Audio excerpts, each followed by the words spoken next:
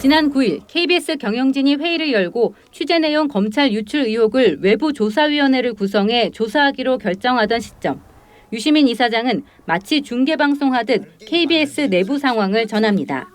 KBS 안에서 내부 논의를 한다고 그러니까 조금 지켜보면 좋을 것 같아요.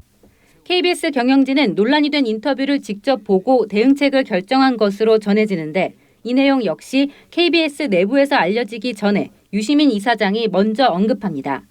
봤다는 것까지는 제가 확인을 했고요. 그다음에 그 결론이 어떻게 되고 어떤 조치를 취할지는.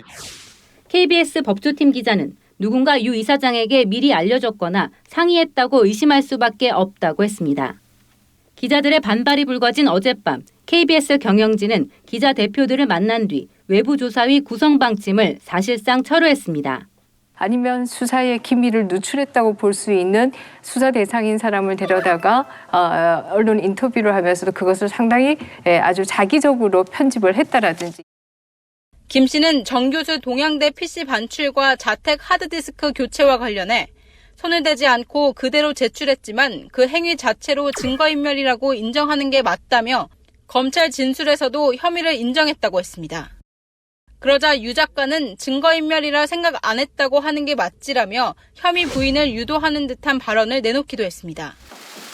김 씨가 조 장관과 교수 시절 밥을 두어 번 같이 먹었다.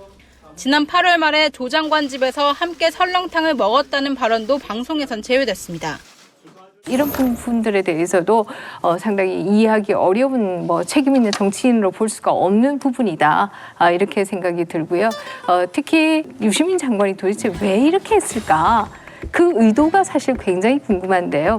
한편에 있어서는 조국 전 장관을 편드는 듯이 보이면서 한편에 있어서는 더욱 구렁텅이로 몰아넣고자 했던 것은 아닐까 하는 의심조차도 하게 돼요.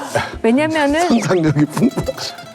김경률 씨와의 그 인터뷰 내용을 보면은 조국 장관의 부인을 옹호해주고 뭐 이렇게 하는 듯이 보이지만 실제 투자를 할 때 WFM이나 이런 것들을 다 알고 했다라고 하는 것을 그 인터뷰를 통해서 다 나오잖아요. 교수님이 저한테 블루 펀드라고 가져오신 건 아니고 코링크에서 운영하고 있는 펀드라고 해서 제안서를 저한테 보내오셨거든요. 그걸 보내왔어요? 네, 이게 좀 살펴보라고? 네, 살펴보라고. 예. 왜냐하면 그 사모펀드 들어가기 전에 자금이 다 저희 회사에 들어와 있었거든요. 이거는 결코 도와주려고 하는 게 아니지 않는가 하는 생각도 들고요. 또 한편에 있어서는 구하는 척하면서 열성 지지자들을 본인에게 끌어들이려고 했던 것이 아닐까. 그런데 인류가 이렇게 발전하고 있는 걸 보면은 이런 학자들이 다양한 학설을 논문화해가지고